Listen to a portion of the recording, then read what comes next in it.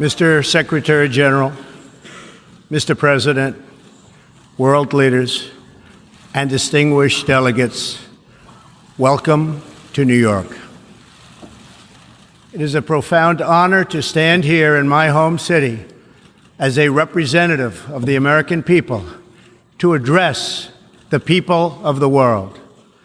As millions of our citizens continue to suffer the effects of the devastating hurricanes that have struck our country, I want to begin by expressing my appreciation to every leader in this room who has offered assistance and aid. The American people are strong and resilient, and they will emerge from these hardships more determined than ever before. Fortunately, the United States has done very well since Election Day last November 8th. The stock market is at an all-time high, a record. Unemployment is at its lowest level in 16 years, and because of our regulatory and other reforms, we have more people working in the United States today than ever before. Companies are moving back, creating job growth the likes of which our country has not seen in a very long time. And it has just been announced that we will be spending almost $700 billion on our military and defense. Our military will soon be the strongest it has ever been. For more than 70 years, in times of war and peace, the leaders of nations, movements, and religions have stood before this assembly.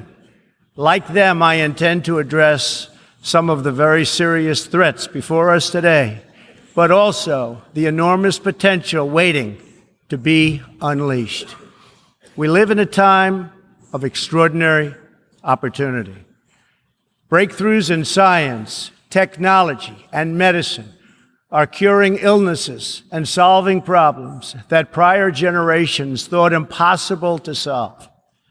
But each day also brings news of growing dangers that threaten everything we cherish and value. Terrorists and extremists have gathered strength and spread to every region of the planet. Rogue regimes represented in this body not only support terrorists, but threaten other nations and their own people with the most destructive weapons known to humanity. Authority and authoritarian powers seek to collapse the values, the systems, and alliances that prevented conflict and tilted the world toward freedom since World War II. International criminal networks traffic drugs, weapons, people, force dislocation and mass migration, threaten our borders, and new forms of aggression exploit technology to menace our citizens. To put it simply, we meet at a time of both immense promise and great peril. It is entirely up to us whether we lift the world to new heights or let it fall into a valley of disrepair. We have it in our power, should we so choose, to lift millions from poverty, to help our citizens realize their dreams, and to ensure that new generations of children are raised free from violence, hatred, and fear. This institution was founded in the aftermath of 2 world wars to help shape this better future. It was based on the vision that diverse nations could cooperate to protect their sovereignty, preserve their security, and promote their prosperity. It was in the same period, exactly 70 years ago, that the United States developed the Marshall Plan to help restore Europe.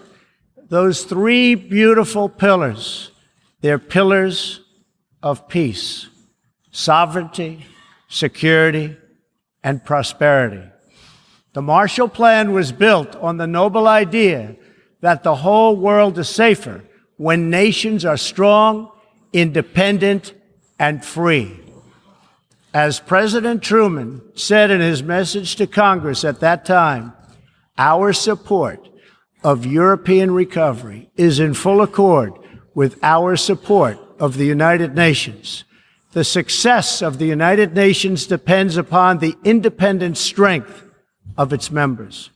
To overcome the perils of the present and to achieve the promise of the future, we must begin with the wisdom of the past. Our success depends on a coalition of strong and independent nations that embrace their sovereignty to promote security, prosperity, and peace for themselves and for the world.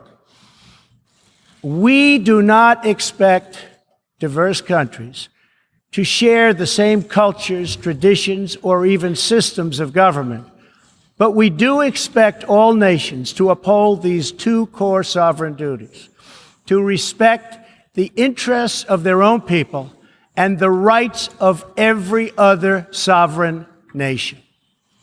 This is the beautiful vision of this institution, and this is the foundation for cooperation and success. Strong sovereign nations let diverse countries with different values, different cultures, and different dreams not just coexist, but work side by side on the basis of mutual respect. Strong sovereign nations let their people take ownership of the future and control their own destiny.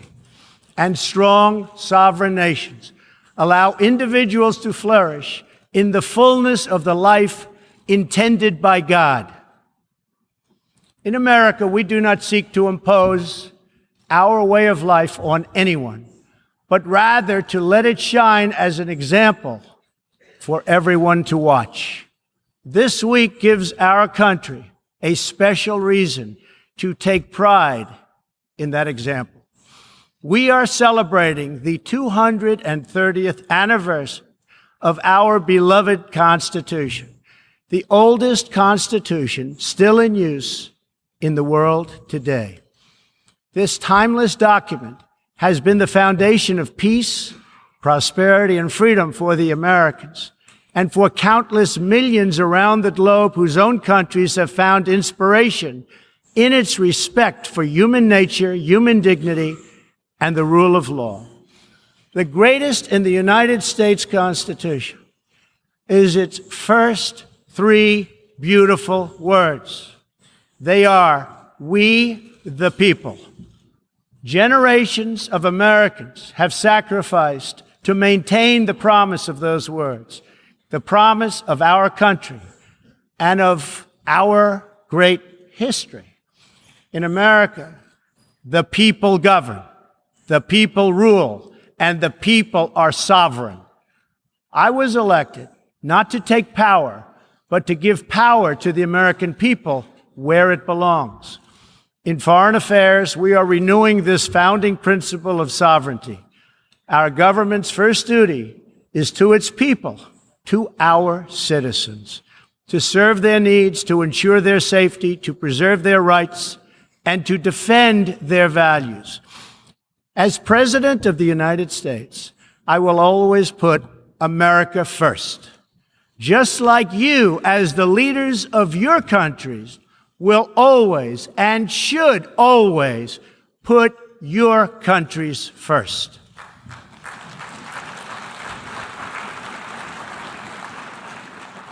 All responsible leaders have an obligation to serve their own citizens, and the nation-state remains the best vehicle for elevating the human condition.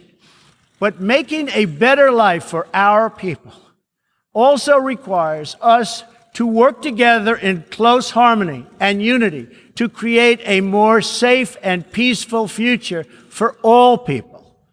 The United States will forever be a great friend to the world, and especially to its allies. But we can no longer be taken advantage of or enter into a one-sided deal where the United States gets nothing in return. As long as I hold this office, I will defend America's interests above all else, but in fulfilling our obligations to our own nations. We also realize that it's in everyone's interest to seek a future where all nations can be sovereign, prosperous, and secure. America does more than speak for the values expressed in the United Nations Charter. Our citizens have paid the ultimate price to defend our freedom and the freedom of many nations represented in this great hall. America's devotion is measured on the battlefields where our young men and women have fought and sacrificed alongside of our allies. From the beaches of Europe to the deserts of the Middle East to the jungles of Asia. It is an eternal credit to the American character that even after we and our allies emerged victorious from the bloodiest war in history, we did not seek territorial expansion or attempt to oppose and impose our way of life on others. Instead, we helped build institutions such as this one to defend the sovereignty, security, and prosperity for all. For the diverse nations of the world, this is our hope. We want harmony and friendship, not conflict and strife. We are guided by outcomes, not ideology. We have a policy of principled realism rooted in shared goals, interests, and values. That realism forces us to confront a question facing every leader and nation in this room. It is a question we cannot escape or avoid. We will slide down the path of complacency, numb to the challenges, threats, and even wars that we face. Or do we have enough strength and pride to confront those dangers today so that our citizens can enjoy peace and prosperity tomorrow? If we desire to lift up our citizens, if we aspire to the approval of history, then we must fulfill our sovereign duties to the people we faithfully represent. We must protect our nations, their interests, and their futures. We must reject threats to sovereignty from the Ukraine to the South China Sea. We must uphold respect for law, respect for borders, and respect for culture, and the peaceful engagement these allow. And just as the founders of this body intended, we must work together and confront together those who threaten us with chaos, turmoil, and terror. The scourge of our planet today is a small group of rogue regimes that violate every principle on which the United Nations is based. They respect neither their own citizens nor the sovereign rights of their countries. If the righteous many do not confront the wicked few, then evil will triumph.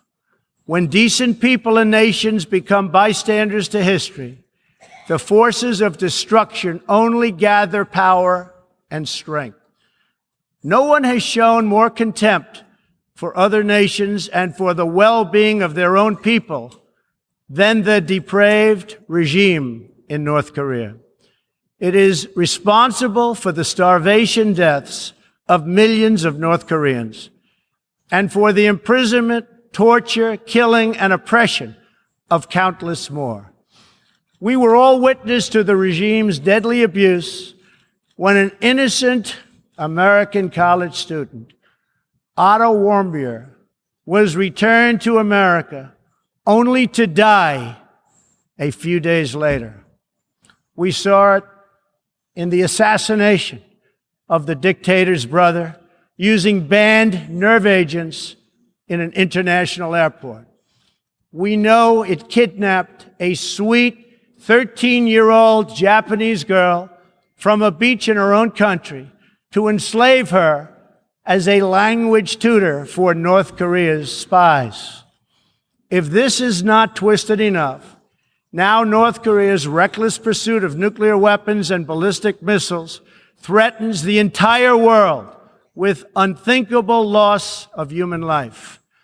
It is an outrage that some nations would not only trade with such a regime, but would arm, supply, and financially support a country that imperils the world with nuclear conflict. No nation on earth has an interest in seeing this band of criminals arm itself with nuclear weapons and missiles.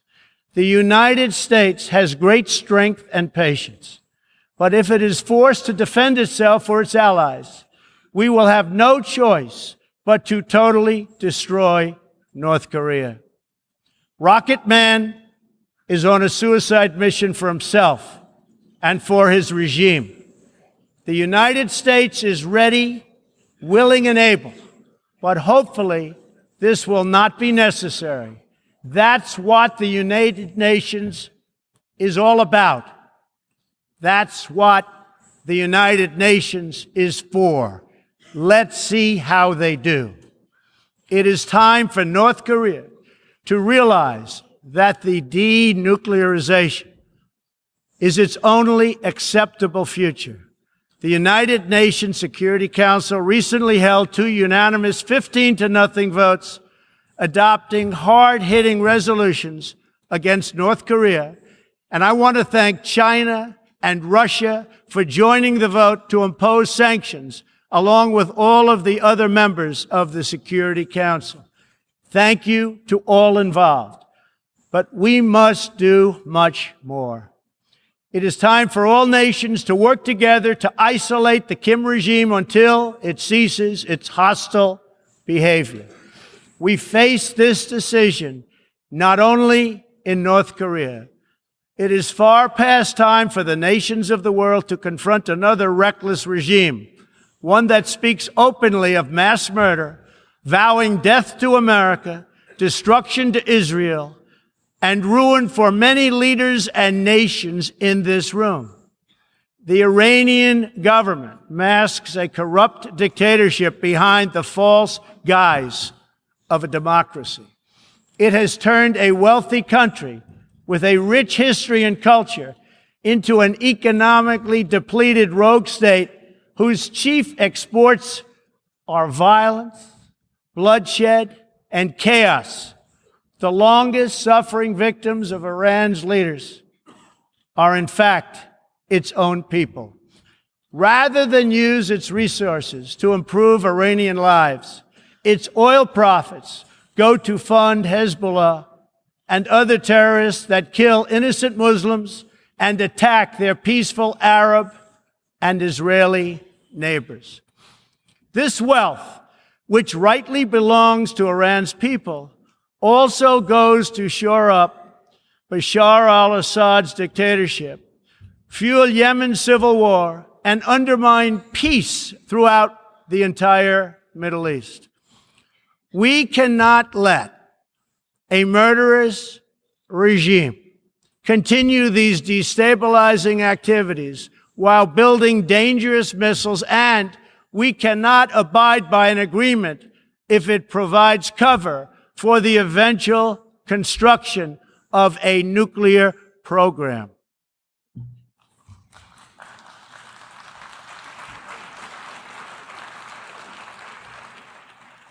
The Iran deal was one of the worst and most one-sided transactions the United States has ever entered into.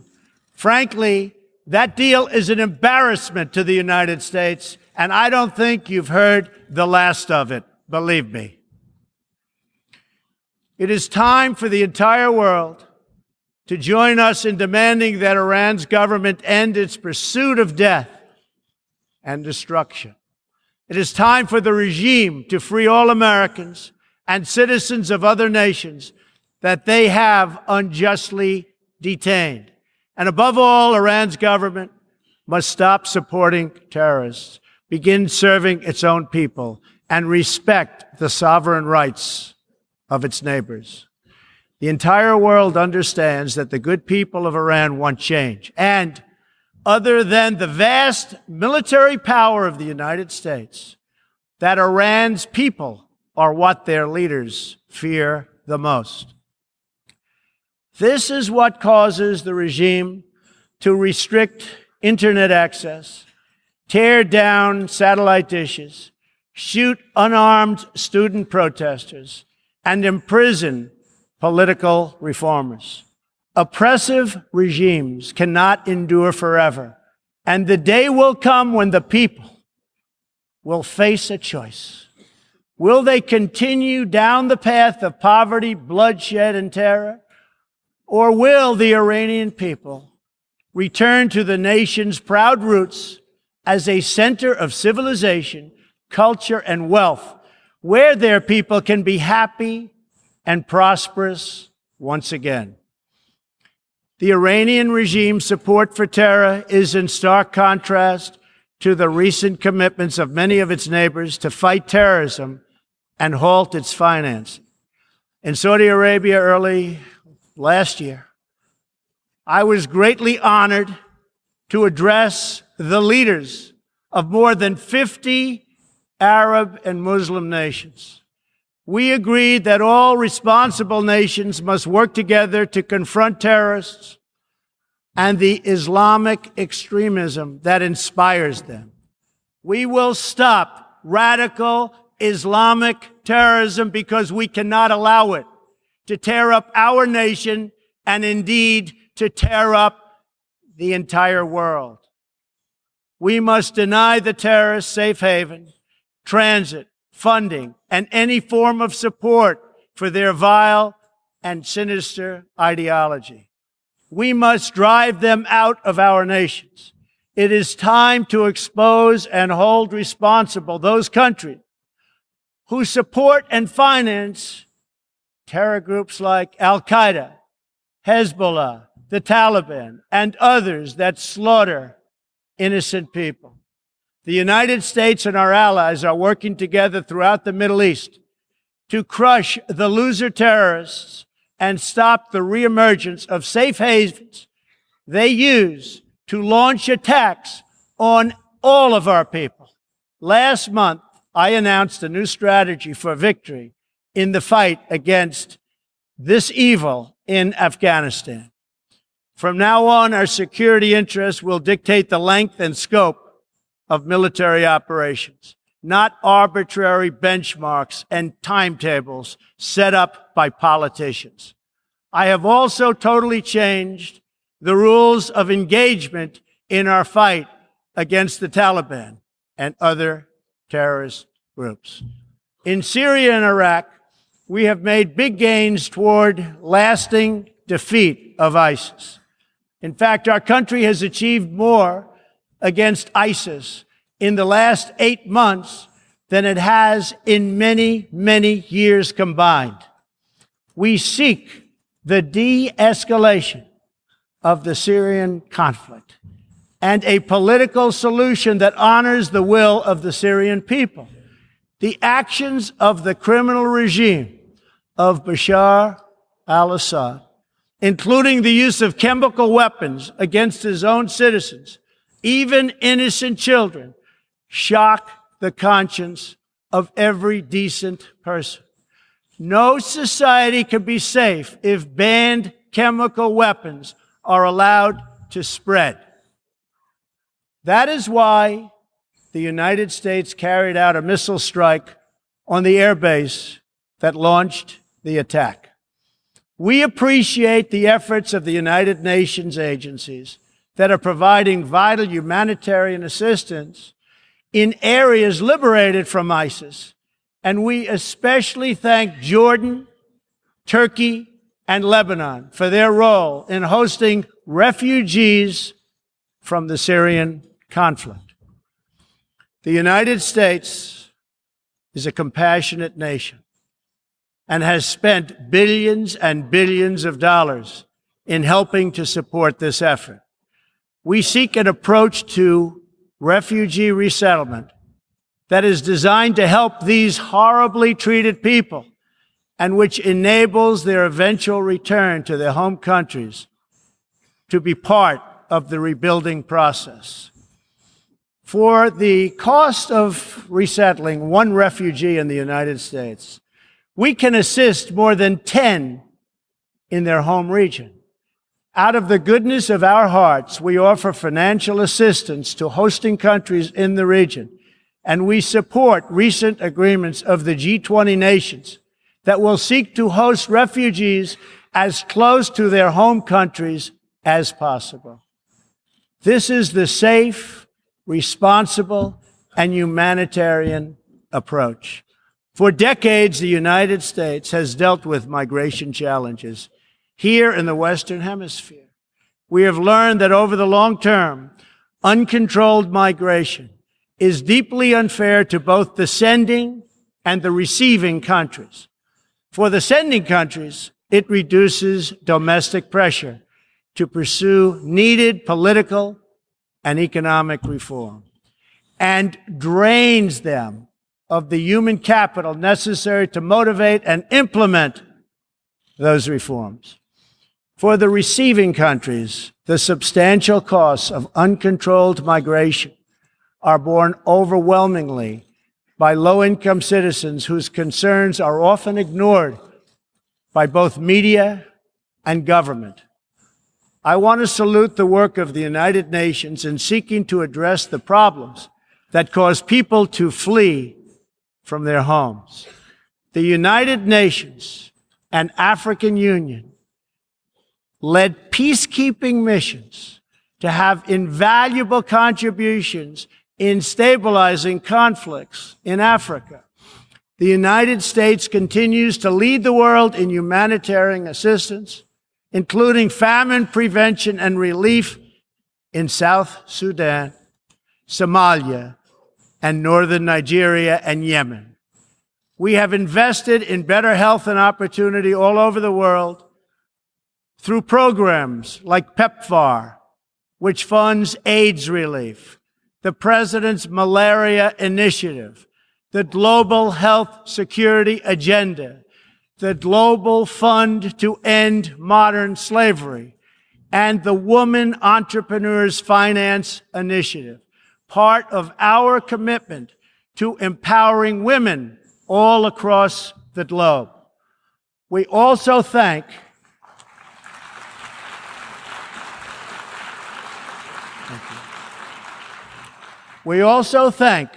the Secretary General for recognizing that the United Nations must reform if it is to be an effective partner in confronting threats to sovereignty, security, and prosperity. Too often, the focus of this organization has not been on results, but on bureaucracy and process. In some cases, states that seek to subvert this institution's noble aims have hijacked the very systems that are supposed to advance them.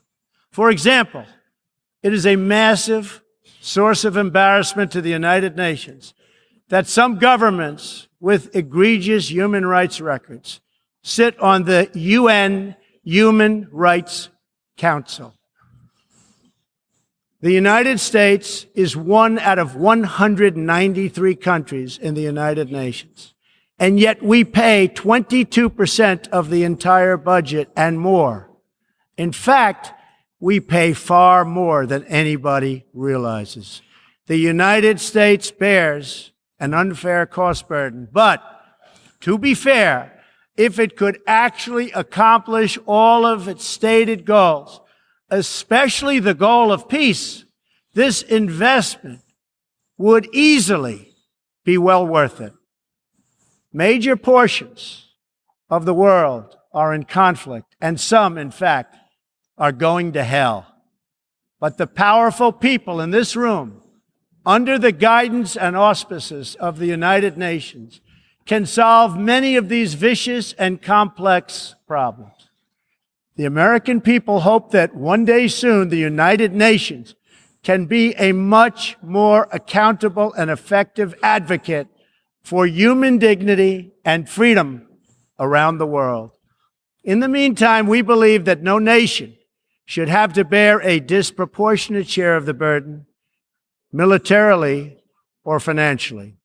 Nations of the world must take a greater role in promoting secure and prosperous societies in their own regions. That is why in the Western Hemisphere, the United States has stood against the corrupt, destabilizing regime in Cuba and embraced the enduring dream of the Cuban people to live in freedom. My administration recently announced that we will not lift sanctions on the Cuban government until it makes fundamental reforms. We have also imposed tough, calibrated sanctions on the socialist Maduro regime in Venezuela, which has brought a once thriving nation to the brink of total collapse. The socialist dictatorship of Nicolas Maduro has inflicted terrible pain and suffering on the good people of that country. This corrupt regime destroyed a prosperous nation by imposing a failed ideology that has produced poverty and misery everywhere it has been tried. To make matters worse, Maduro has defied his own people, stealing power from their elected representatives to preserve his disastrous rule. The Venezuelan people are starving, and their country is collapsing. Their democratic institutions are being destroyed. This situation is completely unacceptable, and we cannot stand by and watch. As a responsible neighbor and friend, we and all others have a goal.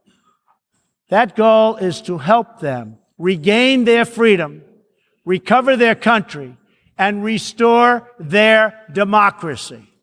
I would like to thank leaders in this room for condemning the regime and providing vital support to the Venezuelan people. The United States has taken important steps to hold the regime accountable.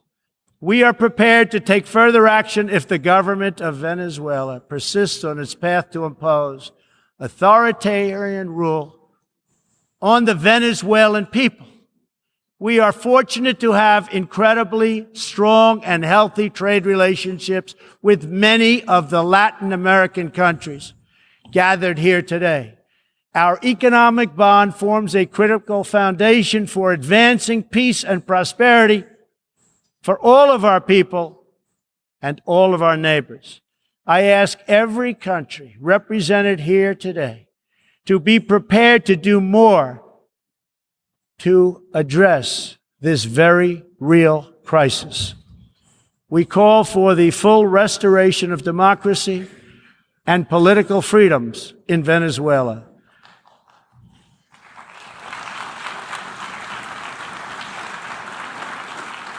The problem in Venezuela is not that socialism has been poorly implemented, but that socialism has been faithfully implemented.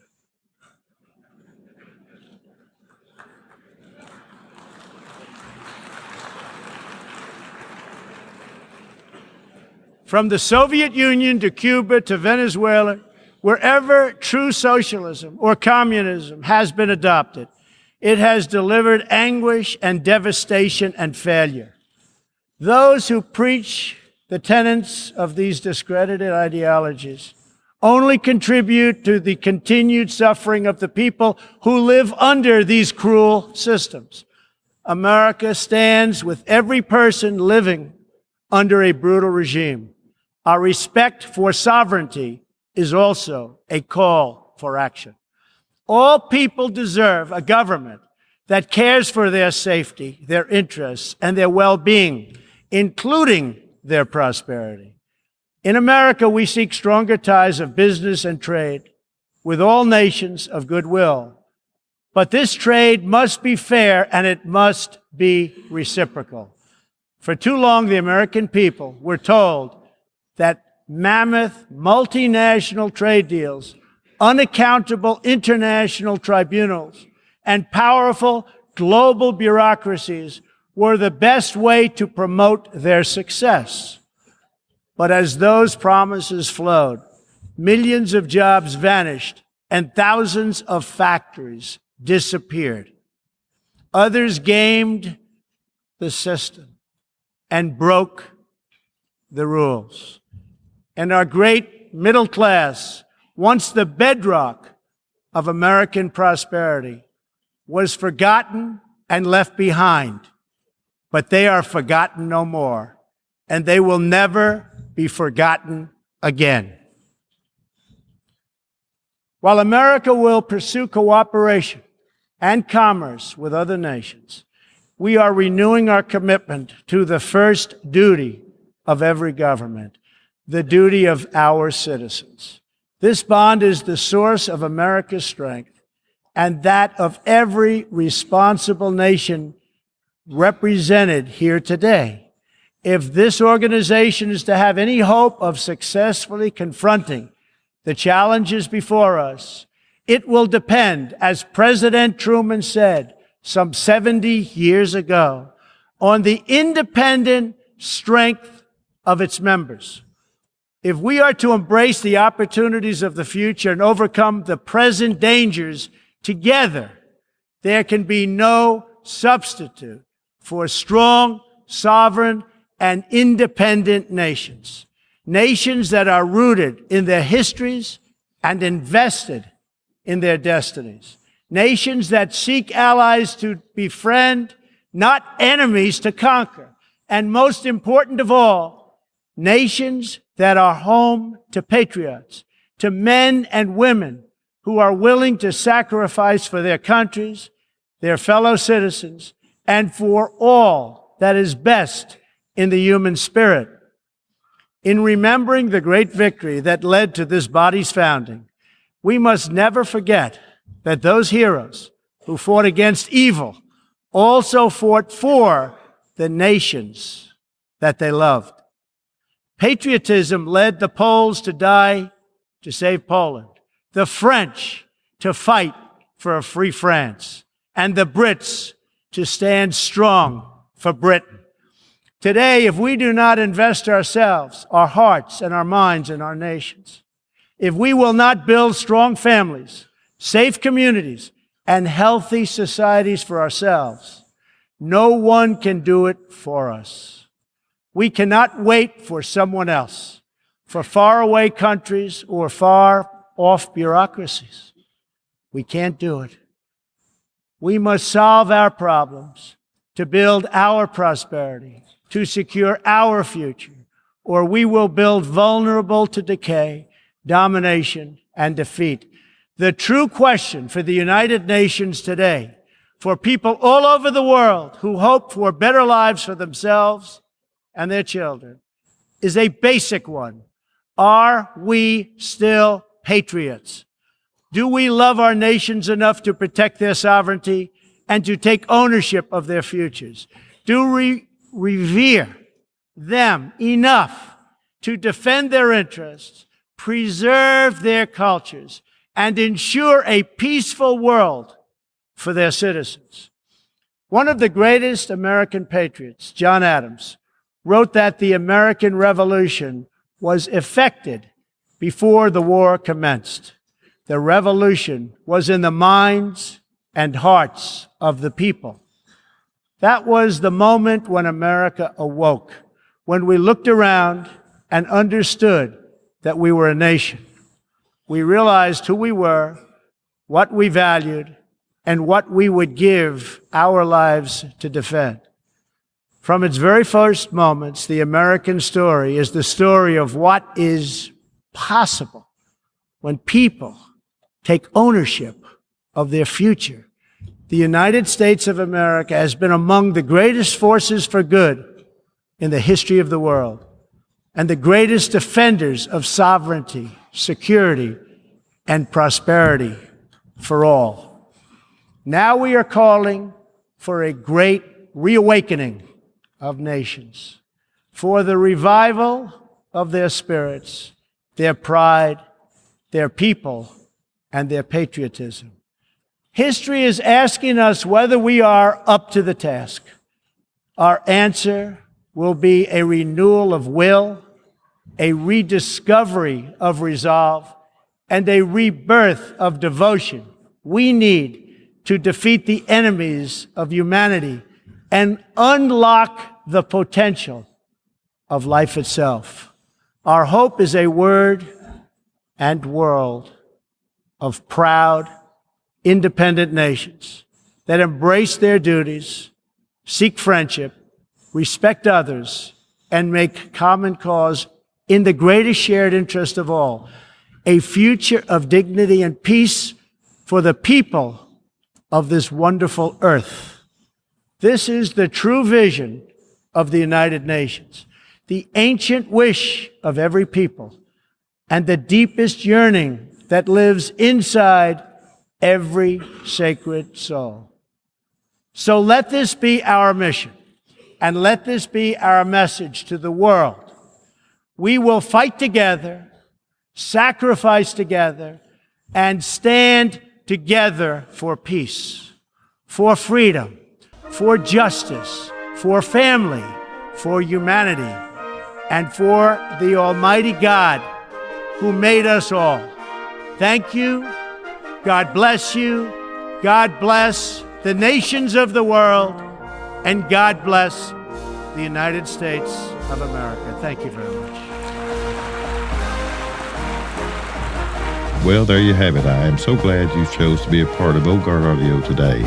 Do me a big favor and tell someone about the show. Maybe you can help with the cost of producing, or the web hosting and the file storage of OGARDaudio.com. There are some Amazon links on my homepage. Thanks again. This is John Haynes. May God richly bless.